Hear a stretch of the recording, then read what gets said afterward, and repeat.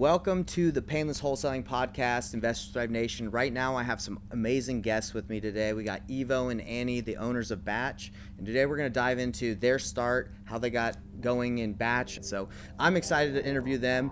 I love Batch leads. I use it in my business, so I wanted to get a hold of the owners and ask them how they got started.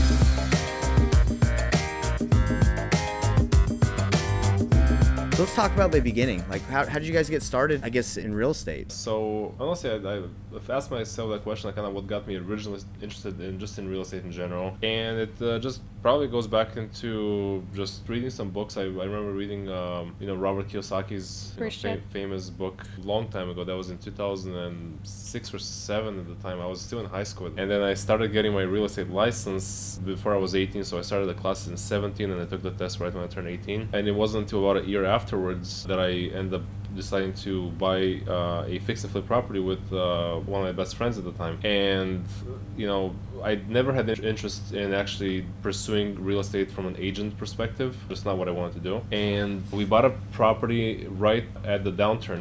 We bought it in 2000. I could probably go back and see the history. But we bought it 2008. In March, I think. We spent 4 months just renovating it. We ended up fixing and flipping the house. We made 26K in profits, but it split it in two. That was basically my first, I got hooked. So then I started doing fix and flips by myself. I ended up buying a lot of auction properties at the time. And 2009, that's where I bought, I think 4 properties that year. And for me, it was a part-time business though, until 2015 and 16. We can get into that, but it was really a part-time business. At the time, I was also working at our, dad's plumbing company, which ended up being an air conditioning company. Later on, and then the house flipping business was pretty much after hours for me. That's awesome that you're able to juggle all that. And I'm just thinking, like, man, in high school you read that book, and then right after you got your license and you're rolling, like, I guess what gave you that interest in real estate in high school? I feel like most kids in high school are like, they're not thinking too much about real estate. At least I wasn't. I don't know. I just always kind of knew what I wanted to kind of do and pursue in my career, just being an entrepreneur, and real estate was just a vehicle for me to, get there. So you brought us to about 2015. How about you? Kind of bring us to 2015, and I'm assuming that's when you started maybe working together. Roughly, I want to say a couple of years before that is when we started working together, but it more so in our family business. As he mentioned, my dad's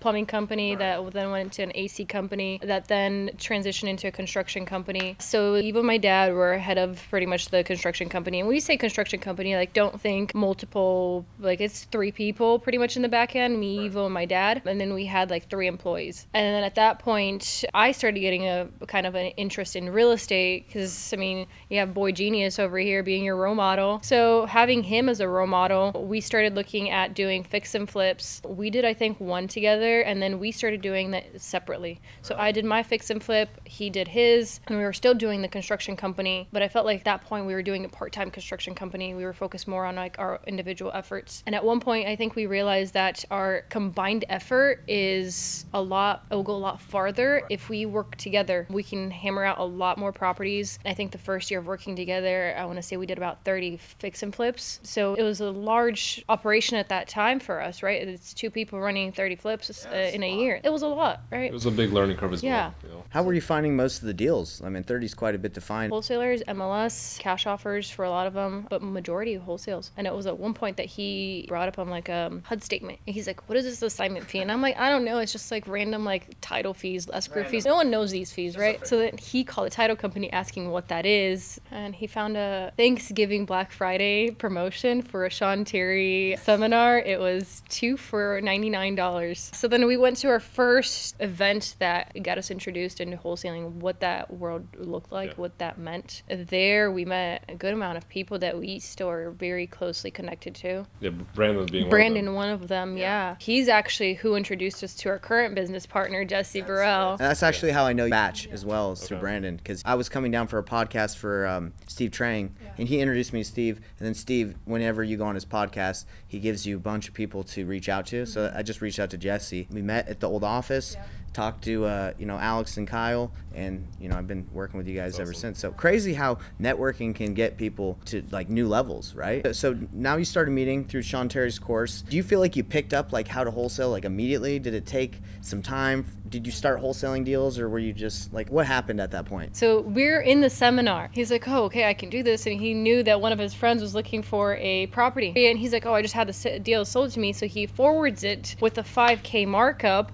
And he sold it. That was his first assignment in the event. So the first wholesale transaction that he was a part of was during that event, the first 4 hours of Sean's event. So that's how we knew it worked. I love it. I think that's like one of the biggest obstacles is actually picking up the phone and talking to people. For a lot of brand new people who want to invest, because they're like, they want to like know everything before they do it, and that's just not how it works. Yeah, you're gonna make some mistakes. I think some of the things that has helped us get to where we are today is just we always like try to put our best foot forward, and we take action, and whatever sticks, and whatever doesn't, you gotta figure out where you made the mistake and readjust basically. But at that point, afterwards, like the way it transpired afterwards is we started doing into like bandit signs. Afterwards, I think the next step we took was I started doing door knocking, like pre-foreclosures, and that's another deal that I got. I ended up looking at that deal actually afterwards. It was on Cactus and like 35th Avenue, but we ended up locking the deal. We sold it for like $9,000, and then obviously that grew into our scaling our wholesaling operation. We ended up getting an office, and then we ended up getting invited to Brandon's Go Giver Mastermind, where we met some more just people in the industry. We started networking with them.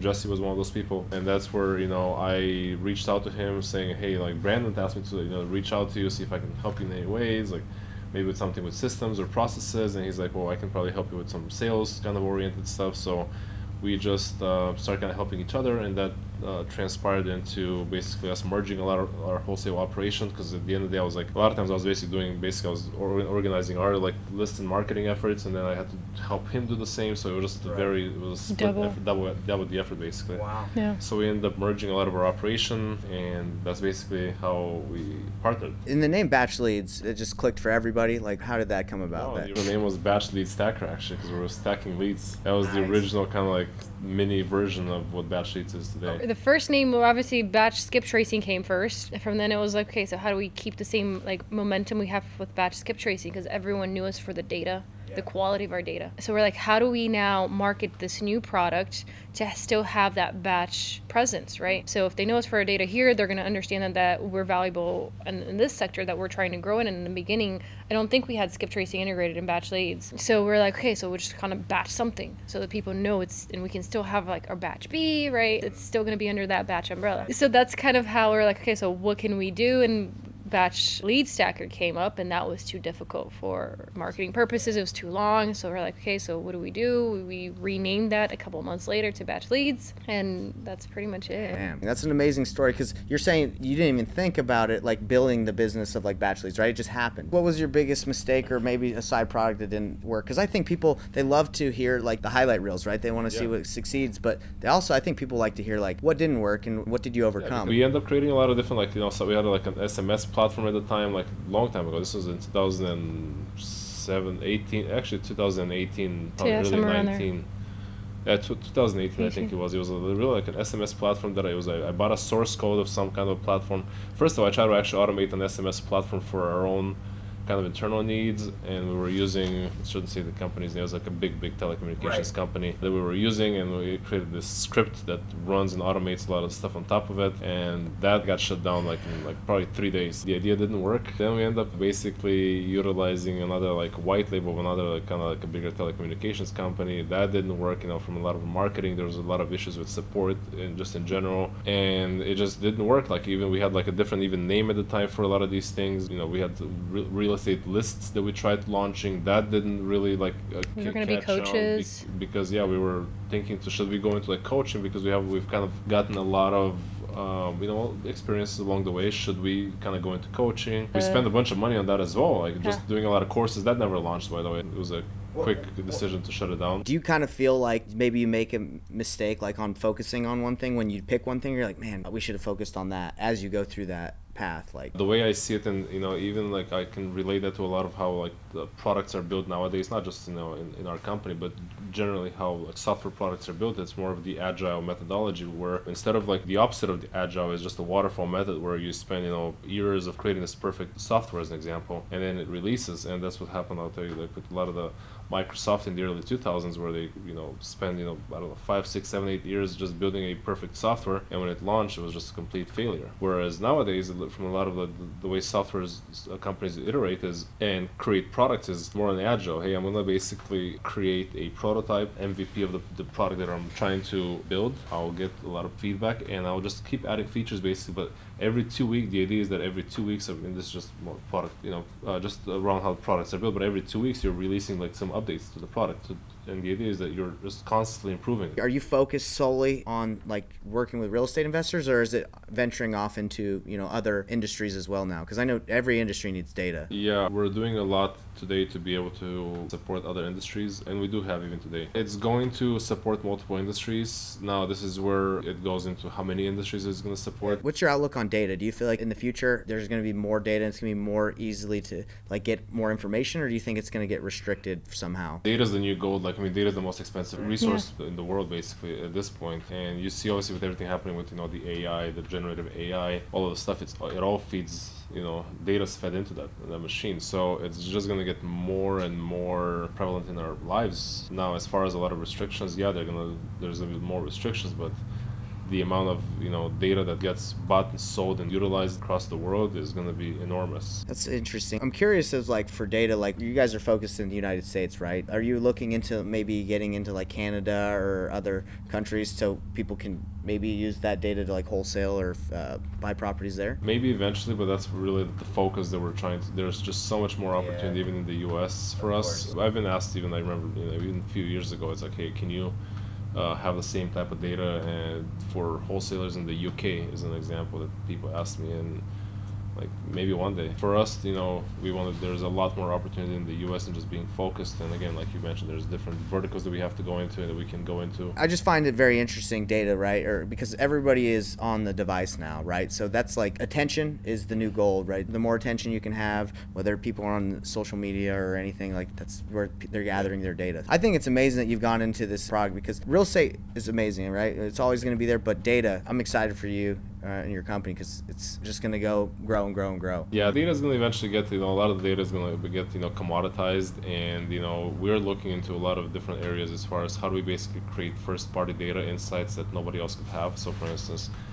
people utilizing our products, how do we take a lot of that data based on, the way you use the products, and what do we know about how everything that you do around the products, how you mark leads and stuff like that. How do we basically enhance our data model to be able to have a first-party data basically, and that's basically data that's only going to be unique to us at that point. But a lot of the data is I do see in the future getting just commoditized, property data, things like that. That's eventually I think that's what's going to happen with a lot of this data. But it's the companies that are going to succeed are the companies that are going to implement a lot of machine learning and AI around the data and be able to create derivative products from it. That's wild. So as we're talking about this, my mind's going like, who is this person in the company that's like able to process all this information? We have a lot of smart people in the company, honestly, and that's I think the next thing that I think part of the reason why we're here today is we've really focused on being surrounded by people that are honestly smarter than us in a lot of areas. I'm not the smartest in everything, and it's impossible for me to be, and so we just have to find people that are better at certain things than I am and Annie is, and have them basically run the ship